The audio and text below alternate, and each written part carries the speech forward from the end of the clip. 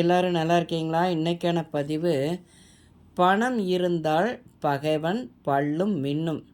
பணம் இல்லை என்றால் சொந்தக்காரன் சொல்லும் கொல்லும் கொல்லும். அதாவது பார்த்திங்கன்னா, பணம் இருந்தால் பணம் இருக்கிறவங்கள்ட்ட பணம் இருக்கிறவங்க எவ்வளோதான் ஒருத்தங்களுக்கு டார்ச்சர் கொடுக்குறாங்கன்னு வச்சுக்கோங்களேன், அந்த டார்ச்சரை அனுபவிக்கிறாங்கல்ல பகைவன், அவர்களுக்கு அந்த பணம் இருக்கிறவன் என்ன பண்ணாலும் அது பெரிய விஷயமா தெரியாது.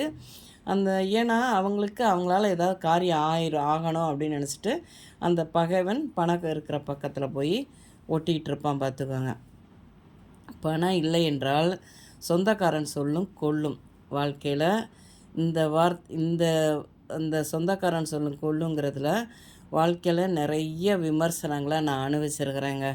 பணம்னு ஒன்று இல்லை, ஏழைங்களை நாங்கள் ஏழை தான். ஏன்னா என் கணவர் ஒரு கவர்மெண்ட்டில் வேலை பார்க்குறவர். அவருடைய அந்த பணம் அவருக்கு ஆக்சிடெண்ட் ஆகி நாங்கள் வாழ்க்கையில் அதுலேருந்து மீண்டு வந்தது ஒரு பெரிய இது பார்த்துக்கோங்க.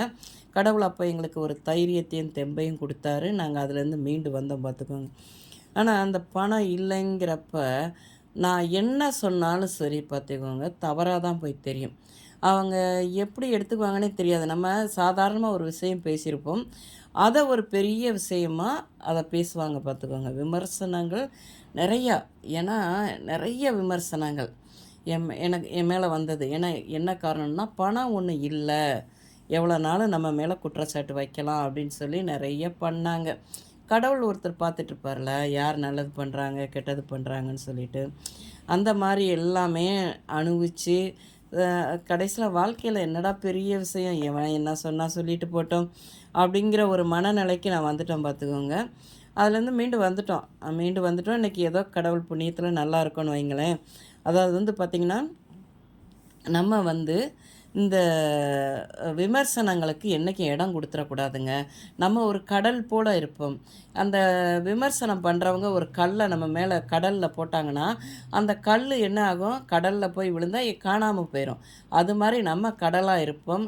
கல்லாக விமர்சனம் பண்ணுறவங்க இருக்கட்டும், நம்ம மேலே வைக்கிற விமர்சனங்கள் காணாமல் போயிடும். நம்மளுடைய மனசை எப்பயும் சந்தோஷமாக வச்சுருக்கணும். அப்போ தாங்க நம்ம உடல்நிலை நல்லா இருக்கும். எது வந்தாலும் நம்ம துணிஞ்சு செயல்படணும். விமர்சனங்களை கண்டு நம்ம பயந்துடவே கூடாது பார்த்துக்கோங்க. இந்த பதிவு உங்களுக்கு பிடிச்சிருந்தால் பார்வதி வீட்டு சமையலுக்கு ஆதரவு கொடுங்க. ஓம் சாய்ராம்.